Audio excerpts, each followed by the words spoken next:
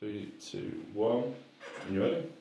Okay, so welcome to another episode of the Manchester SEO podcast. Today we've got Jason Curtis, otherwise known as Jay, that's right. from the Deadly Dozen, in to talk to us about what he does. Welcome. Thank you. I appreciate you inviting me on. Yeah. Well, tell us about the Deadly Dozen.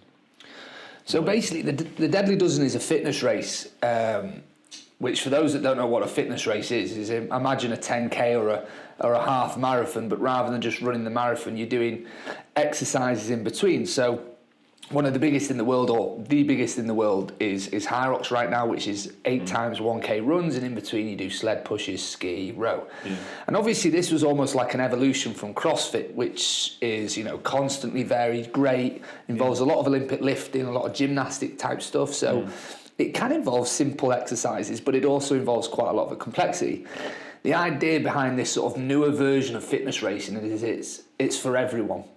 So the Deadly Dozen is 12 runs, 12 400-metre runs, so it takes place on athletics tracks, and it only uses kettlebells, dumbbells and weight plate and bodyweight exercises. So kettlebell deadlift, farmer's carry, overhead carry, dumbbell snatch. So it's all simple stuff anyone can do at fairly moderate weight. So obviously it's relative. For some people it's quite heavy, but it's moderate, it's accessible, whilst also being, a brutal race. It's going to work you hard.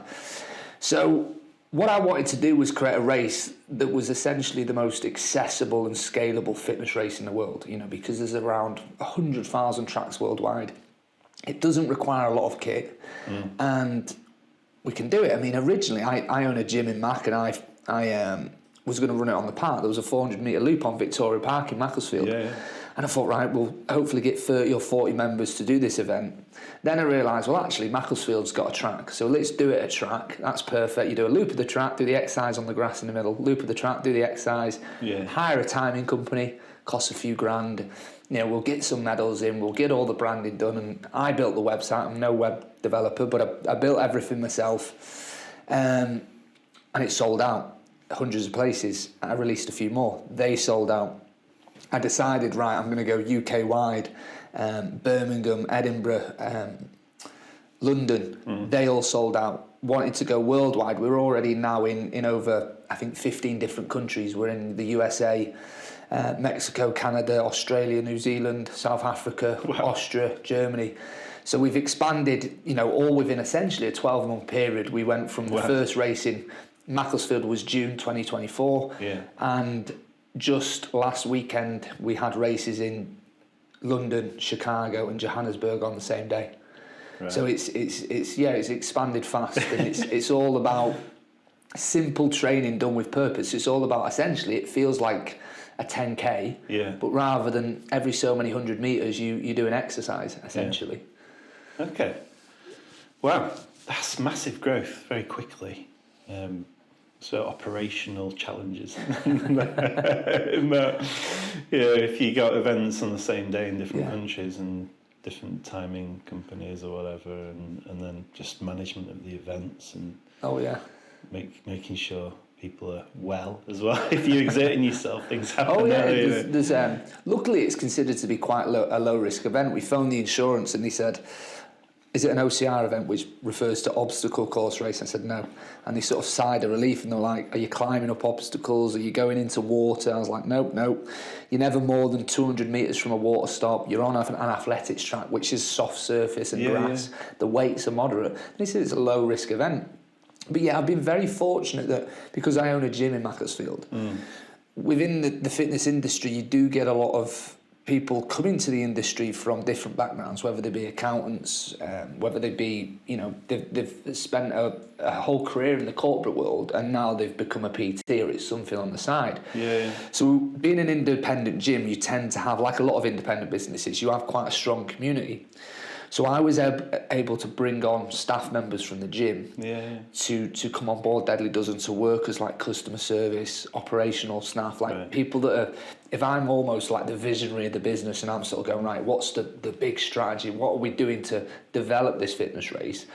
What I did then was go, I think where a lot of people struggle in business is they go, because they are the business, especially at a smaller level. And I always love the phrase, you know, the more valuable you are to the business, the less valuable the business is, you know, because you're critical to it, right?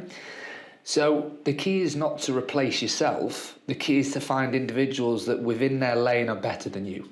So they're not going to be better than you at everything, but it's what I went was, who's better than me on an Excel spreadsheet? Who's better than me at answering emails? Who's more organised than me? Who's better than me at finance? You know, and that's what I targeted. I targeted the specialists, brought them in early. Luckily, we had people that were invested in Deadly Dozen, were willing to help when you didn't have the cash flow. You know, they believed in the vision. So it's like, look, we can't pay you a lot of money. You know, it's sort of contractor level, like just do work here and there. But fortunately, it grew, and we're able to bring on higher level specialists, you know, media guys, stuff like that. And that's how we've managed it. Because within 3 months, it was at a level that I wouldn't have been able to manage. And I was very strict with myself. You know, there's certain email accounts that I don't access, right? Because I know I would, and I'd read through the emails. And it's like, no, you've got to be disciplined to take the step away from, I can do that, but it's like, stop doing that so you can do other things. And it's the first business I've had that's really scaled to that level. You know. Amazing. So what was the inspiration to start the races then? So, in all honesty, I've had a journey through the fitness industry. I own a gym, I own a PT academy. We've got quite a few thousand students within the online academy. I publish books on strength and conditioning. Yeah, I've seen that. And what it was in the fitness industry, historically, you either lift weights or you do running, or you're a triathlete, or you there's two ends of a spectrum. You're either a strength guy, you either lift weights, or you run and cycle. And I was traditionally always quite hybrid and fit, and I did a bit of everything, but I was an army physical training instructor, and my job involved a lot of running, a lot of marching. And as a strength and conditioning coach, I was always a very skinny kid. So it doesn't look good when you're a strength coach that's skinny. So my whole training focus lent towards lifting weights, powerlifting, Olympic weightlifting, and trying to get bigger, which, you know, genetics aren't that suited for. You know, I'm over 6 foot, and I was just always skinny as a rake. So I'd lent into the strength training. It wasn't until a few years ago, Hyrox was getting big, and someone said, do a fitness race with me. You know, do it with me. I was like, you know, I'd spent my career sort of, you know, running, you know, dozens of miles each week and stuff like that. And I was sort of like I'd lost my spark with training myself, really. You know, I was so busy working, I prioritised work over training. So I got into that type of training again, which is doing, you know, lifting weights, running, circuit training, all of it mixed together, and I realised, wow, like just everything just improved. I was just like, I feel so much more alive. I've got the spark back. I looked at Hyrox, I looked at the success of Hyrox, and I was like, being in the fitness industry for so long, I was like, this is going to be the biggest part of the fitness industry, fitness racing. So no longer is it just looking at bodybuilders or just how much you can lift or how far you can run. You know, people will look at a runner and go, yeah, but he weighs 3 stone piss wet through. They look at someone that's lifting weights, it's like, yeah, but they're on steroids, or they couldn't run 100 metres. Whereas now more and more people about, well, I want to be strong and fit. And people want goals, so people are signing up for 5K. Average people now are doing 5Ks, 10Ks. They're entering Tough Mudders. They're doing these things. As the world shifts towards being more online and more sedentary and more home-based working, people are putting more effort into leisure time. You know, they're going on walking, they're doing things like the Free Peaks. So I just thought, this is going to be huge. And I want to look at everything that's happened so far. I've literally just finished my newest book, which is on first real book really about the history of fitness racing, going right back to even ancient Greece. And I was like, this is what people want. And I just wanted to create something that I might like look at everything, spend months researching like CrossFit, like what's happened with the fitness industry and what's the sort of zeitgeist of this time. You know, what's going to be the next big thing. And I was like, I can create, like I said at the start, I can create the most scalable and accessible fitness race, and one that makes sense to people. Because all the movements that you do on the Deadly Dozen are the core fundamental movements that you should be training in the gym. That everything's built around their movements. When I'm working with youth athletes, they're the movements that I'm teaching them. Goblet squats, push press, dumbbell snatch, farmer's carry, simple stuff. And that's why it blew up, because it makes sense to people. We have people in Japan, China, Chicago, Tennessee, anywhere you could think of will message us or tag us in a story. Deadly doesn't. I did one guy in Chicago, do it in my garage, changed my life. Like, it's just gamified training, and that's what we wanted to do. Yeah, making it accessible is really important, isn't it? Because then you get the numbers, and if everyone can do it, then it's better then, isn't it? You're influencing more people. And it's interesting what you say about training was split into two parts, because if you look at the military that you got experience in, it's all about being aerobically fit but being able to carry weight over long distance and having that strength, and they're usually split up, aren't they? You train, and so the aspect of that, being strong but still being able to go down. I remember I was at school in Warrington, and we were in a pub one night, and the Warrington Rugby League team were in there with Wigan, and they had and these guys filled the room, and they were huge, but you know that aerobically they were fit as well, but they were strong as anything. It fascinated me, that, and you can see those kind of training things coming into other sports, and things of cricket and things like that aren't being well rounded. It's at the end of the day, and it fits into work life and everything, because there's studies on it where they showed that if you're aerobically fit, you have more capacity across every area. So when it comes to you having aerobic fitness, like, a lot of people think they need a lot of rest between sets on strength, and you do, to recover your central nervous system, your neuromuscular system. But a lot of the time they're unfit, and when they get fitter again, they go, actually, I didn't need 4 or 5 minutes, I needed 1 or 2, and actually didn't realise. Now, actually, they've shown, even with, say, golfers, the better their aerobic fitness, the better they perform over like a week of golf. Tennis players, cricketers that are playing over a day. So even though they might not need like world-class aerobic capacity, so the ability to run a 10k in 32 minutes, so they don't need to be aerobically powerful, but having good aerobic fitness, even in work, it's been shown that your concentration levels, you outperform people. You have more energy, and it's also like just general fatigue in life. If you're aerobically fitter, I mean, that's what right now we're all just... The energy comes from that energy system. It's not like it only relates to fitness, and people don't think about that. So if you get someone in any workplace setting, any stressful or non-stressful, any scenario you can think of in life, if you're aerobically fitter, you're better adapted to do it. It doesn't matter whether it's physical, like a walk. If you're sat all day working at your desk, the person that is aerobically fitter will feel less stressed and less exhausted at the end of the day, because their aerobic system is more powerful. It has more capacity. You're just more efficient. Fitter people, you don't have to be fit to be successful in business or anything like that. But if you take an individual and make them fitter, they will feel better in every single scenario you can put them in. And that's the way I see fitness, and it's well-being, it's health span. And people say, well, it's not, and the misconception is fitness, being fit is not about increasing your longevity, your lifespan. It's not going to add 20 years to your life. It's about health span. It's about when you're 60, 70, 80, 90, you've actually got the physical fitness. And that's really important. You don't want to atrophy your muscles, so you want muscle mass as you grow older and bone density.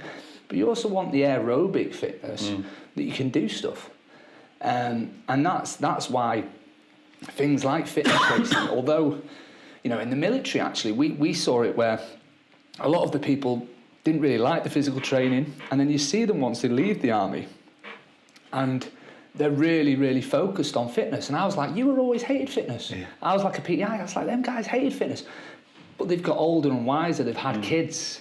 And then a lot of the time, people hit this sort of the 30s, the 40s, or the 50s and go, I want to be fit again. And they weren't interested in the 20s. But we're seeing a massive rise in that. The times are shifted, and people want to be fitter because they know you will have more fun on holiday if you're fitter. if you want to walk somewhere or do anything. You know, and the amount of people I get that are a little bit more elderly or very overweight, and they say, my wife wants to go do this walk or this trail, and I'm like, I can't do that. It's going to be hell for them because they're simply not fit enough. You know, not everyone's aspirations are to go walking or do physical stuff, but everything's more enjoyable. So if you have kids later in life, you know, you want to be active with them and do things with them, but if you're not fit enough, you won't be able to. No, well, you're not capable. I mean, when I was powerlifting, I went up to around 110, 112 kilos, so I was around 17 and a half, 18 stone, and for reference, I'm like 14 stone now. I'm about 17. And I remember my oldest son, he would run ahead to sprint, and I wouldn't. Yeah. And I think back to it now, and I was a runner in the military. I think back and go, the reason I didn't chase him or race him was because I couldn't be bothered, because I was 2 stone heavier. Yeah. Whereas now I'm, you know, destroying him every time. You know, it's like, but it's, you know, after school every day with my youngest two, there's a play area on the school, and it crosses the field where there's the 100 metre, which isn't quite 100 metres. But every day he races me and runs, and every day I go, doof, obviously, sometimes let him win. But that's because I'm fitter again. So you're actually, I think, being physically fit translates to you being more willing to be active and willing to put yourself and be sort of not more adventurous is the term. You know, as I got less fit because I wasn't doing the cardio, I was definitely less adventurous. I was less willing to go and put myself out there. As I train harder, I think physical robustness translates to mental robustness. I think the harder and more often the train, not only do you feel better, you also feel more robust mentally as well. Yeah, your mindset changes, definitely. A few years ago I did Land's End to John O'Groats on a bike. Oh wow. And rather than binging and then stopping, which is something I'd done a lot of, I continued to do, and I did a couple of triathlons after that, and then I just started having a small bag, bit of water in it, some nibbles, and then just going for a run. Where I live, it's all hills and stuff like that, and it's great because I'll just go to that hill. And you run straight off. And there's a lot of freedom with that. It was really good fun. Well, running is the one benefit for running is that it is probably the freest form of exercise. You step out your door and just run. And it's if you can develop a good relationship with it, it's definitely one of the number one things you can do for mental and physical well-being. You've just got to be careful with running, that it's overuse injuries, but the fact of the matter is most of the time when it comes to running, they've progressed too fast. So people go, oh, is it this, is it this? And yes, it can be gait and, you know, all different things. More often than not, someone can be bent and twisted, scoliotic spine, one leg longer than the other, never be injured. When I look at most people that get injured running, you look at, say, if you were to analyse their weekly progress, you've increased your mileage by like 50% in 1 week. It's like, imagine if you just went, right, go out for a run for 20 minutes, right, don't do distance, and then just say to someone, just increase it by 10% a week. I guarantee you they probably wouldn't get injured. It's the fact that people up the mileage too fast. They do more than their body can accommodate. And then because they overthink injury. Your tissues have mechanical strength, and if they get overstressed, they get inflamed, they get sore, or you tweak them. You know, muscle strains can happen at any point. You know, sometimes you're not hydrated, or you just step off a curb not right. Acute injuries, sudden injuries happen.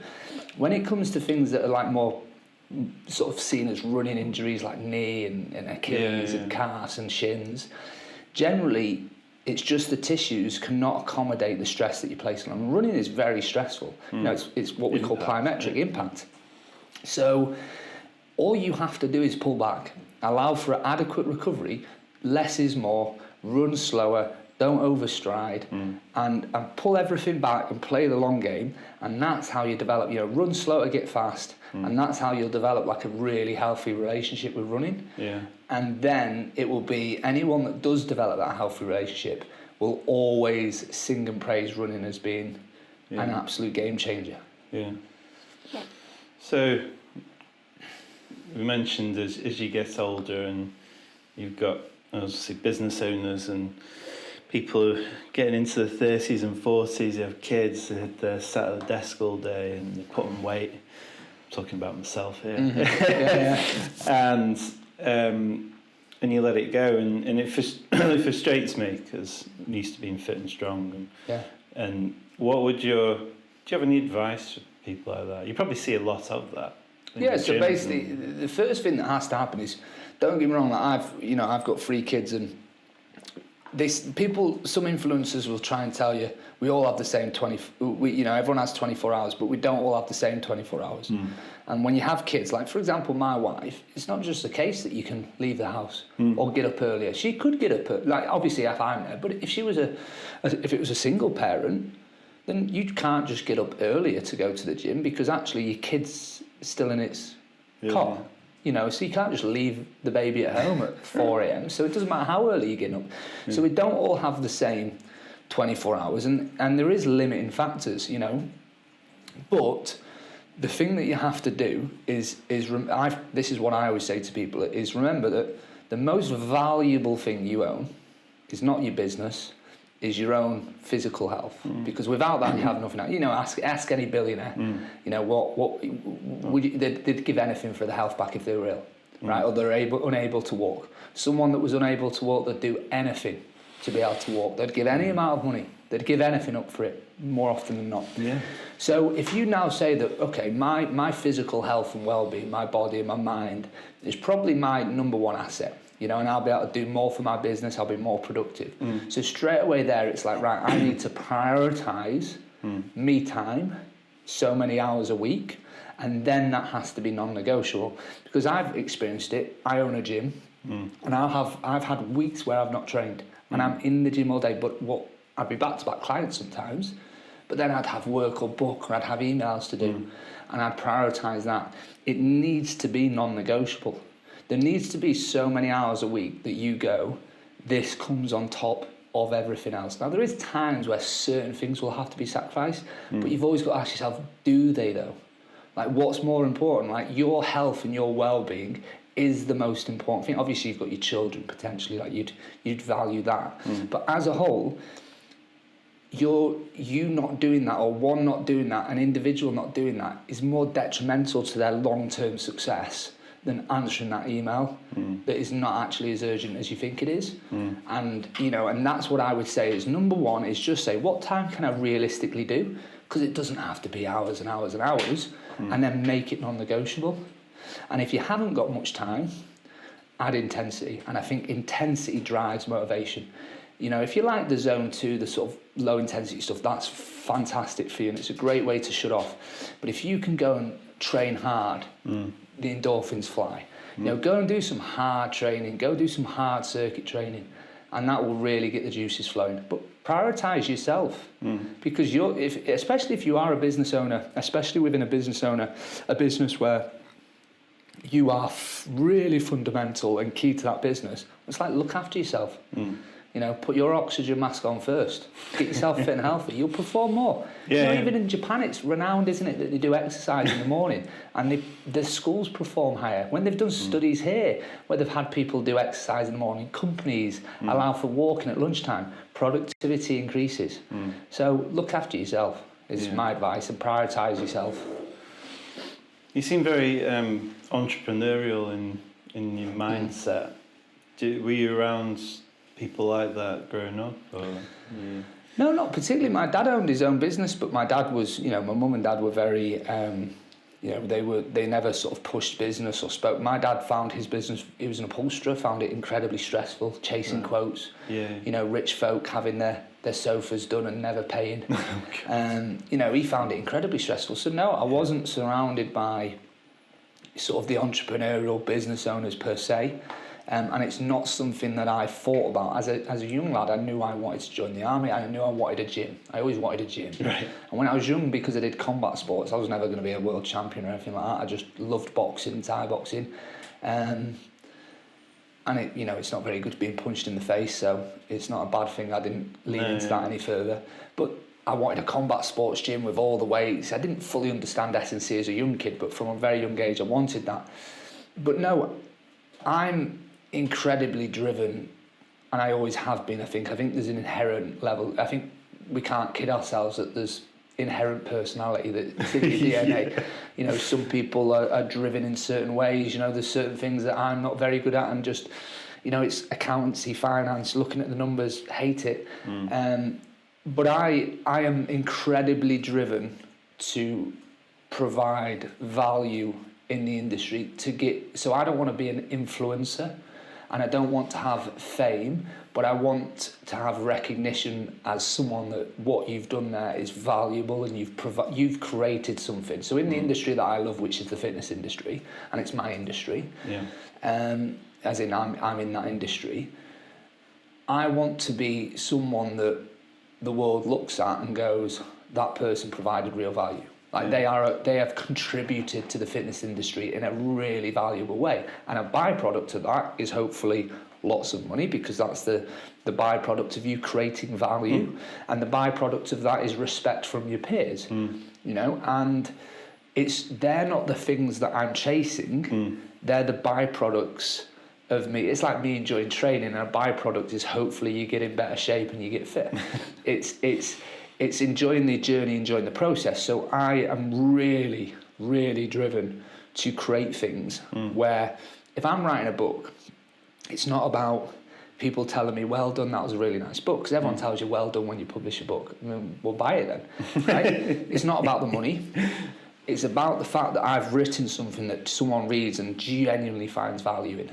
And then a byproduct of that book being genuinely good is people pull out the cash and they buy it because it's good.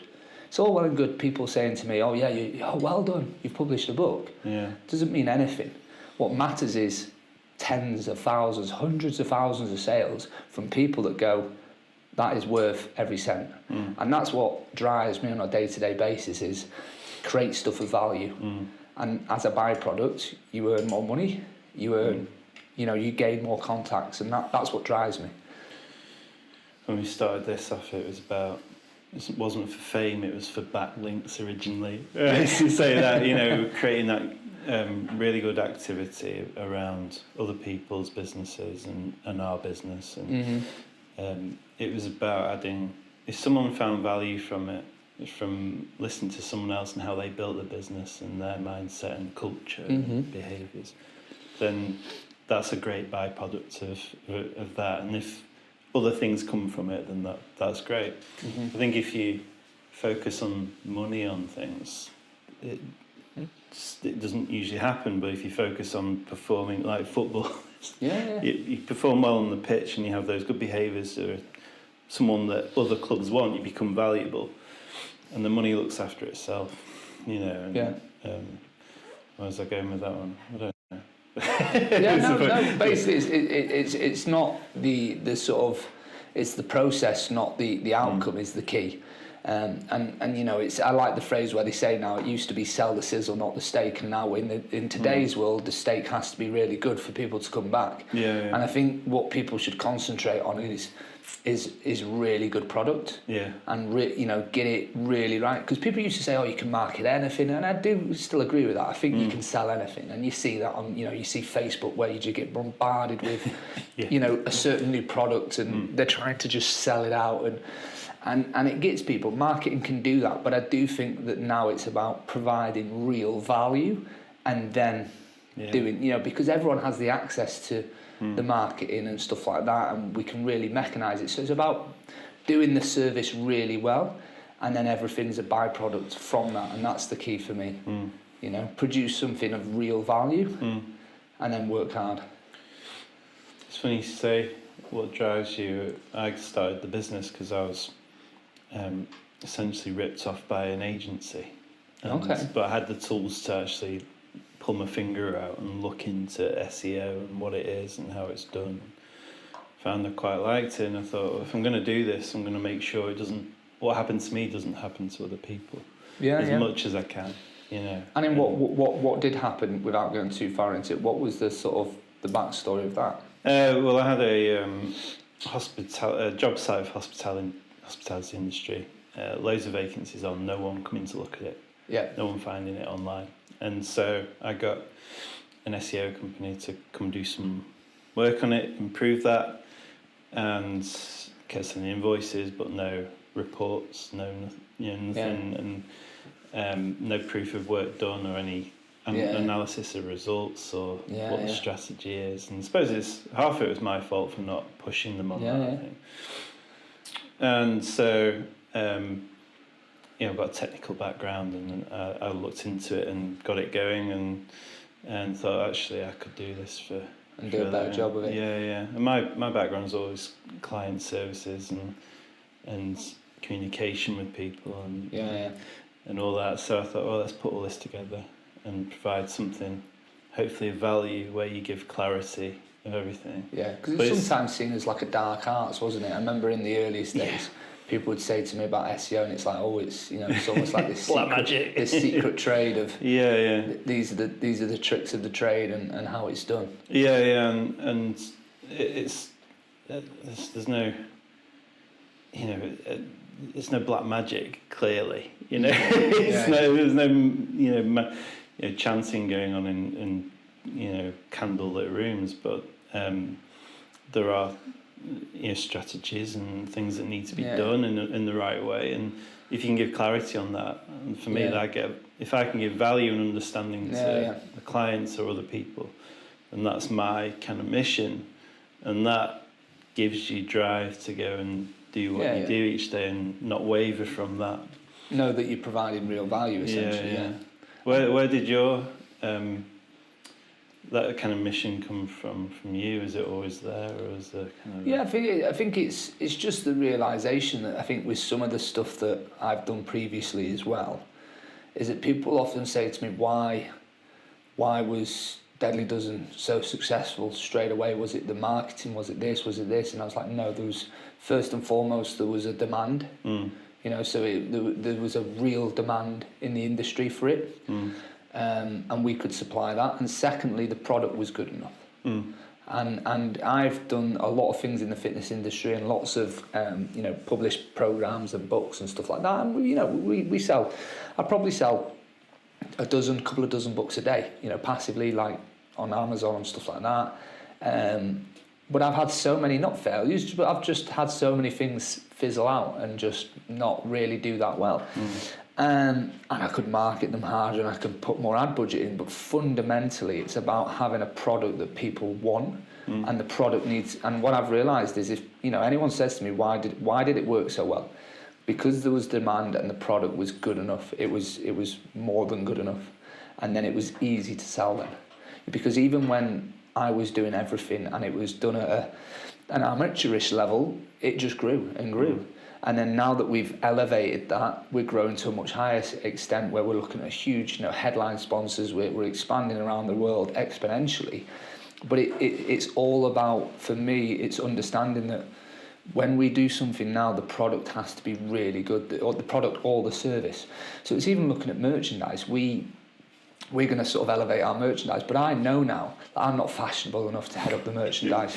This is the extent of how good I can look, right? But it's I know I need people in that. If we want to really excel in merch, we need people that look at a t-shirt and they are like, this t-shirt is really good. It's the best. Our brand sells, but that's not this, right? These are stuff we've had, mocked up, and this is my level. And what we want is every aspect of the business now. We're a gritty race. We're a global company, but we're a gritty race. We're urban. It feels grassroots. However, what I say to my team is, yes, we're gritty. We're more community focused. We're more urban. All these sort of terms, and that's the vibe people get. Feels like a community-led event.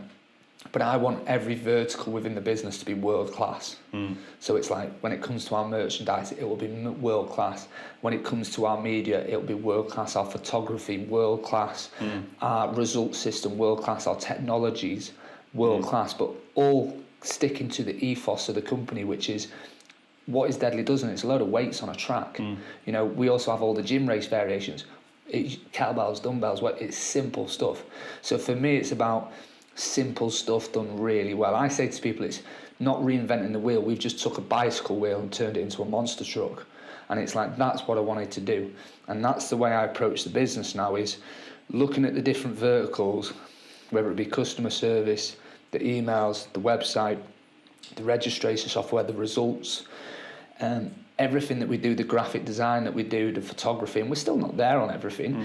Every single vertical within the business, I want it to be run like we are Nike, like we are a global powerhouse, even though the individual event will feel community based.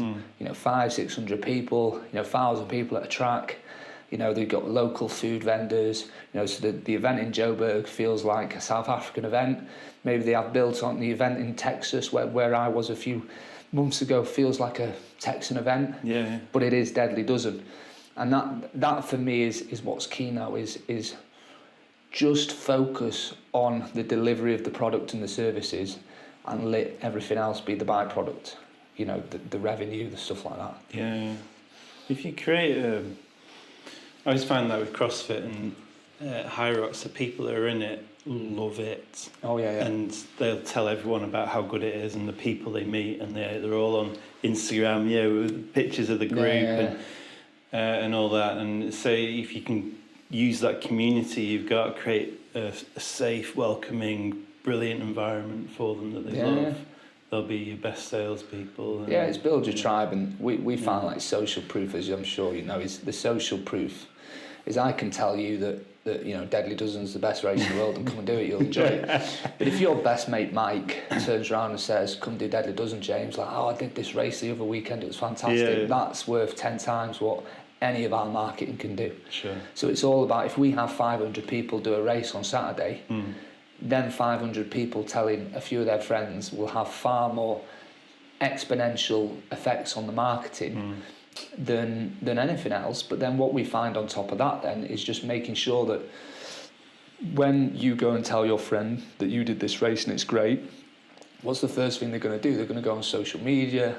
That's your shop front for us is the Instagram.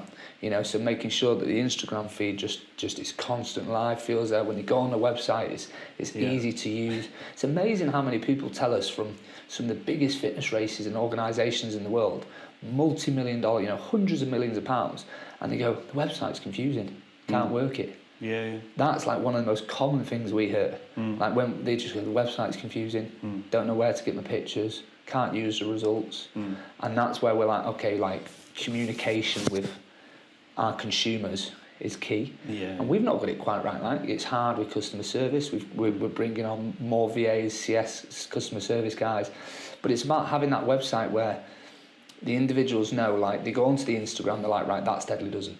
Fantastic photography, fantastic graphic design, and then they go on the website and it's just clear, right? There's this is where I found my results, this is where my photos are, and it's just communication, I think, with your consumer or your client or your audience is absolutely key.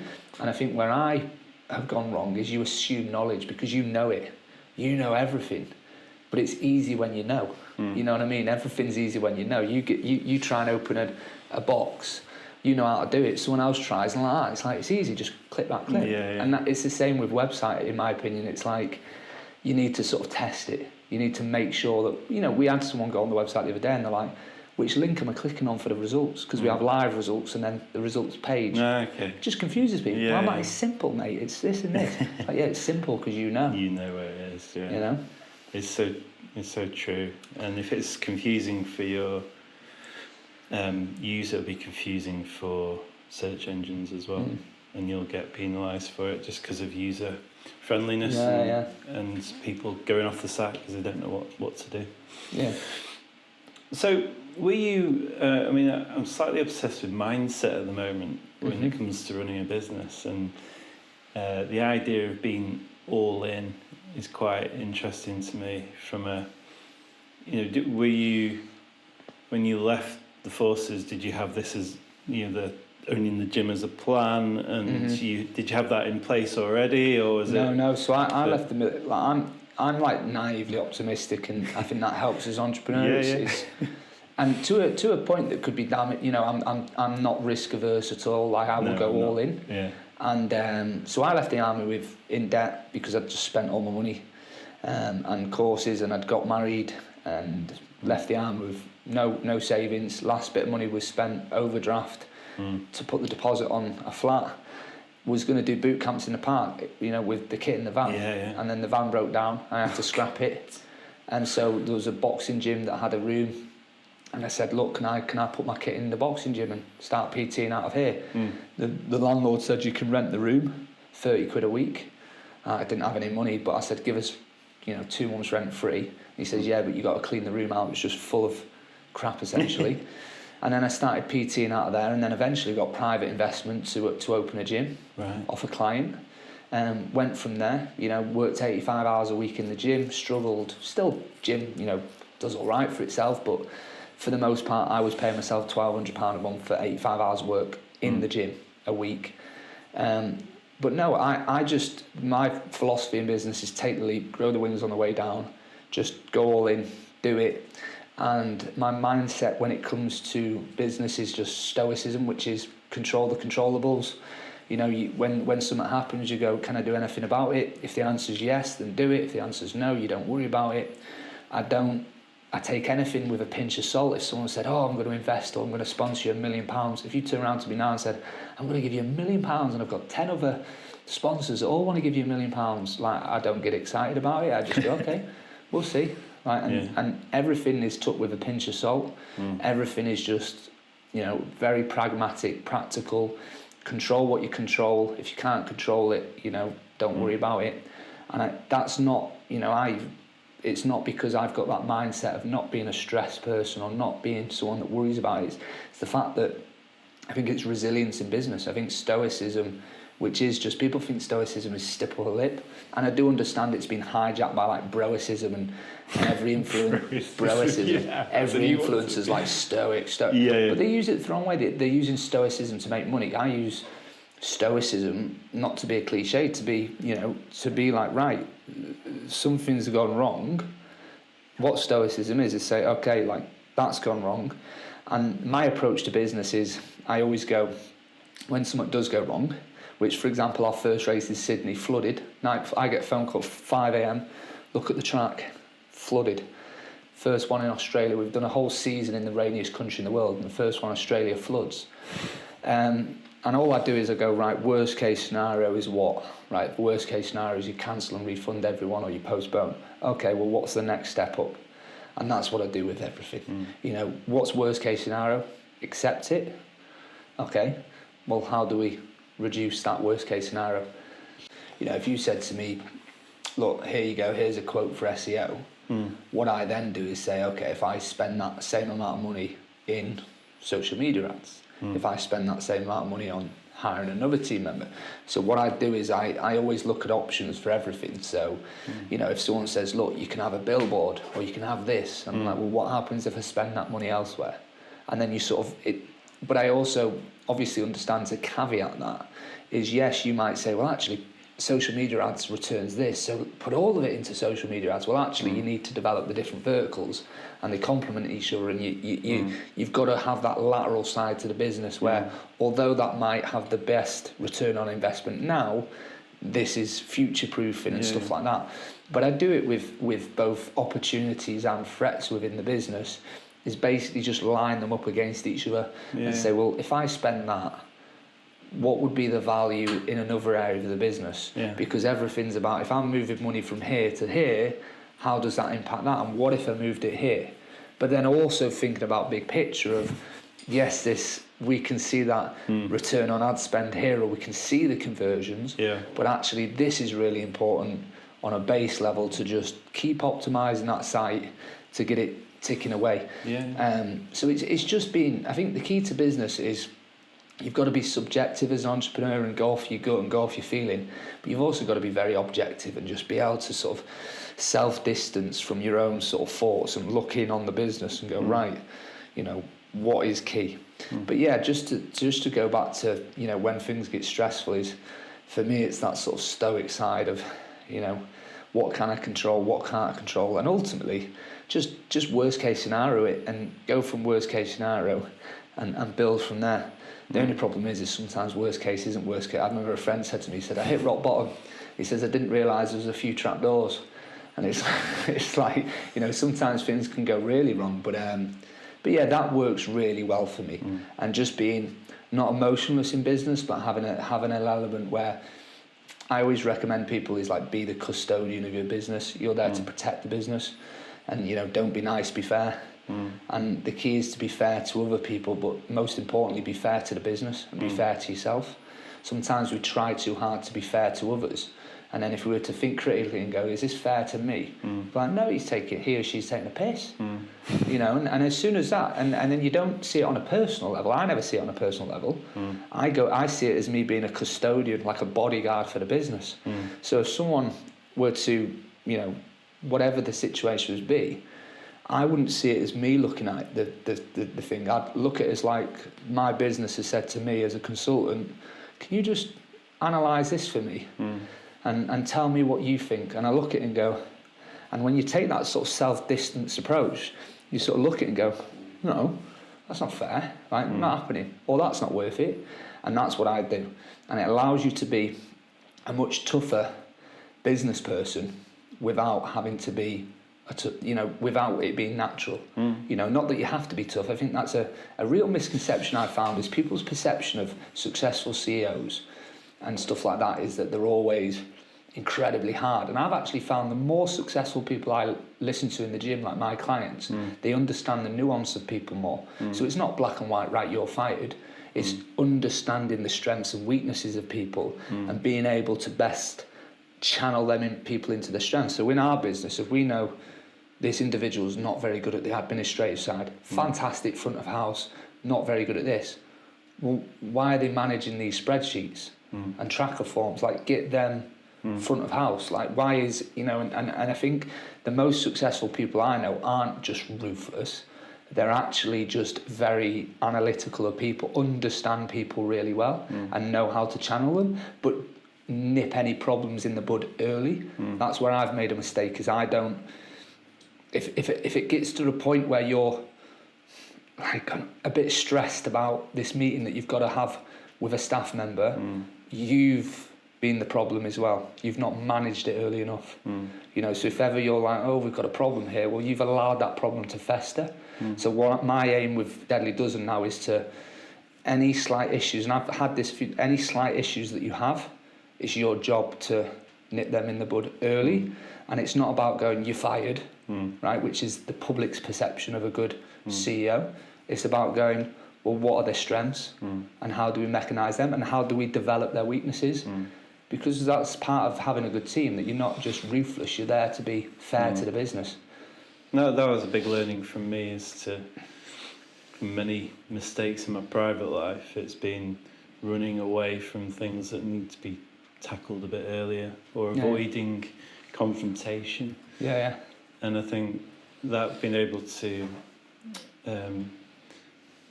first of all identify that this is something you need to tackle and do it early, but also do it in a way that's kind of caring and where people don't feel criticised, even though you kind of are, because something's not right.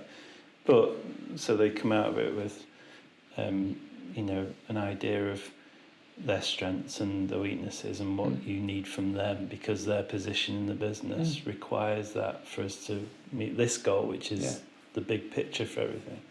I think that's a skill that's really underrated. The way my philosophy with that now is it doesn't have to become a hard conversation if it's done early enough. Right. So it's, in the very early stage, no, that's not right.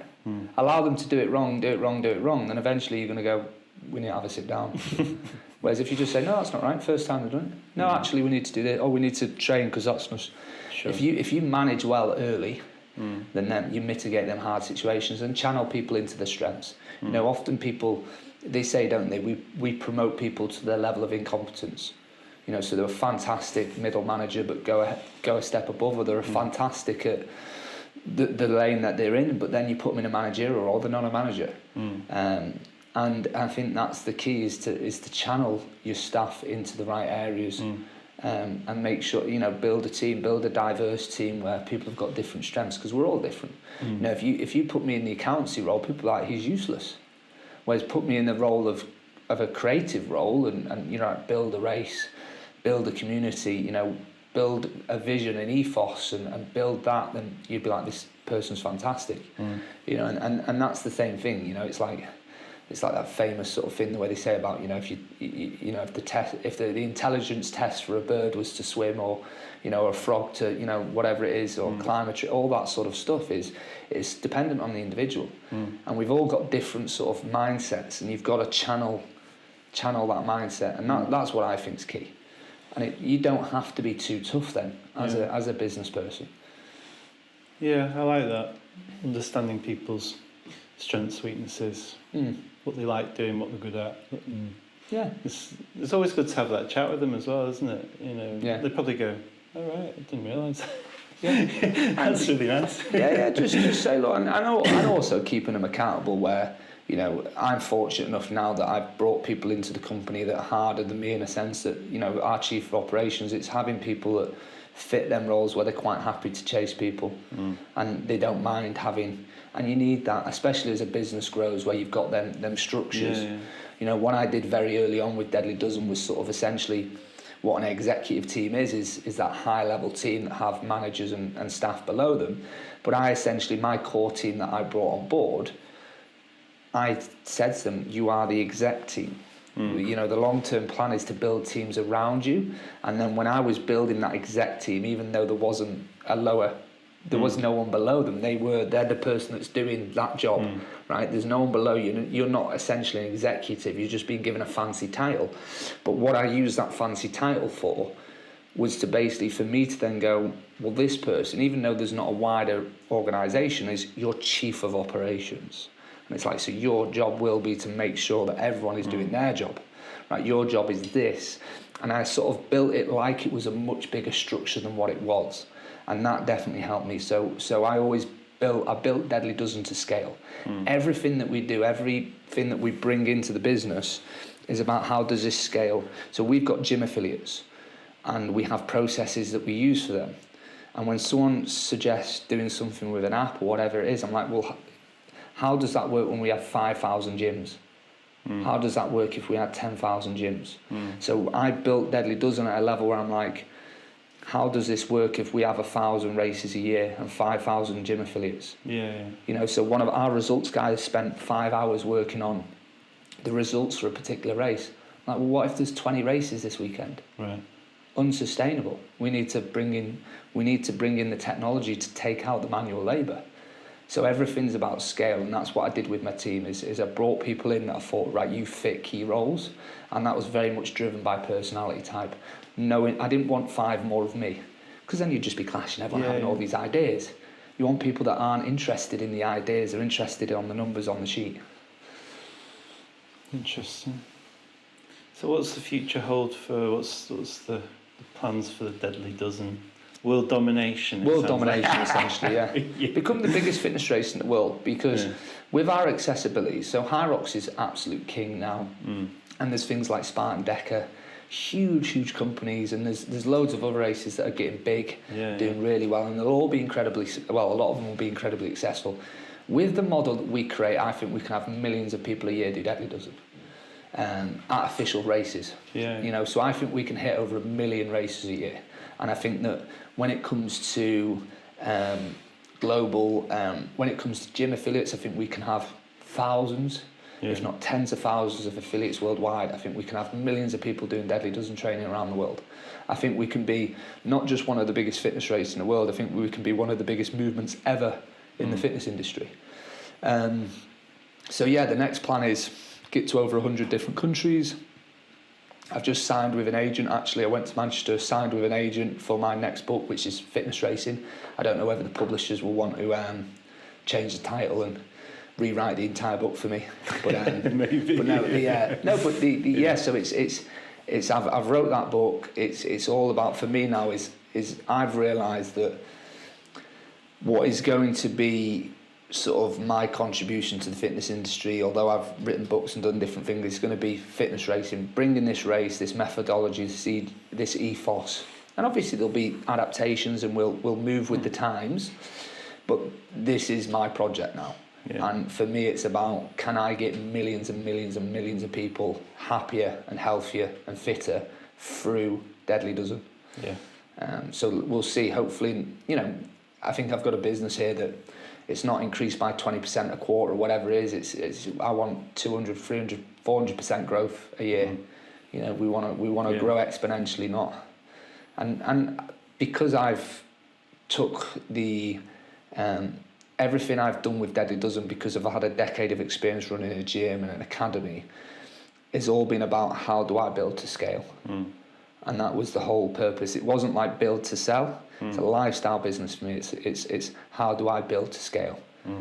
To if we were to be the biggest thing in the world, can we manage that? And that's the key.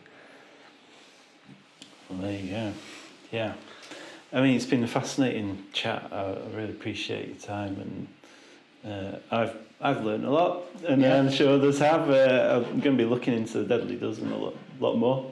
Give it a race, give it a go. Yeah, give it a go. You never know. And I really appreciate you coming in. No worries. No, I really appreciate you inviting me on. It's been a good chat for me.